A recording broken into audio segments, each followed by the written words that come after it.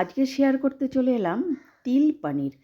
নিয়েছি 2 চামচ পোস্ত, 3 চামচ তিল আর নিয়েছি 6-7টা কাজু বাদামের টুকরো। এটার সঙ্গে 4-5টা পনির দিয়ে মিক্সিতে পেস্ট করব। পেস্ট করার সময় একটুখানি ওর সঙ্গে দুধ অ্যাড করব, দিয়ে পেস্ট করে রাখবো।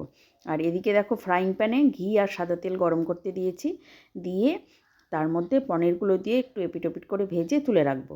রেখে আমি এর মধ্যে প্রথমে জিরে ফোড়ন দিব, দিয়ে প্রথম দেব আলুটা দিয়ে নুন দিয়ে এটা একটু সফট হয়ে গেলে একে একে সমস্ত যে শীতকালীন সবজি আমি টুকরো টুকরো করে কেটে রেখেছি সেগুলো অ্যাড করব।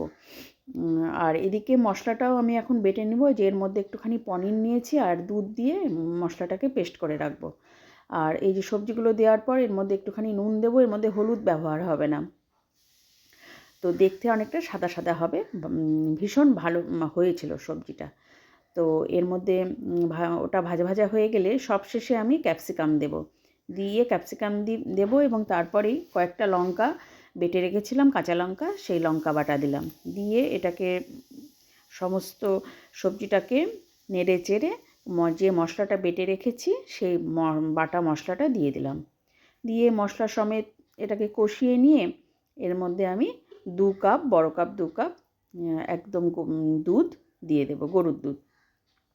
দিয়ে এটা ফুটে উঠলে এর মধ্যে একটুখানি চিনি আর গরম মশলার গুঁড়ো দেব। আর তার আগে আমি পনিরগুলো দিয়ে দিয়েছি, দিয়ে এগুলো দিয়ে আমি একটুখানি ঢেকে রাখবো। ঢেকে জিনিসটা যখন মাখো মাখো হবে তখন 1 চামচ ঘি দিয়ে নামিয়ে নেব। দেখতে দারুণ লাগে। আর এটা বিশেষত পরোটা, নান বা ফ্রাইড রাইস এসবের সাথে বেশি ভালো লাগে খেতে। তো খুব সুন্দর হয়েছিল, ভীষণ ভালো হয়েছিল। এবং একটা নিরামিষ রেসিপি যে এত রকম হয় তা বলার না। নিরামিষ রেসিপির মধ্যে ভ্যারাইটি আছে, আমিষের মধ্যে তো ভ্যারাইটি নেই, ওই সেই একই রকম। আর নিরামিষের মধ্যে প্রচুর ভ্যারাইটি। আর এই যে ফুটে উঠেছে, এর মধ্যে মাখো মাখো হলে আমি এটা নামিয়ে নেব। এই যে আমার একদম রেডি তিল পনির। এটাই ছিল তিল পনিরের ফাইনাল লুক। কেমন লাগলো বন্ধুরা? ভালো লাগলে প্লিজ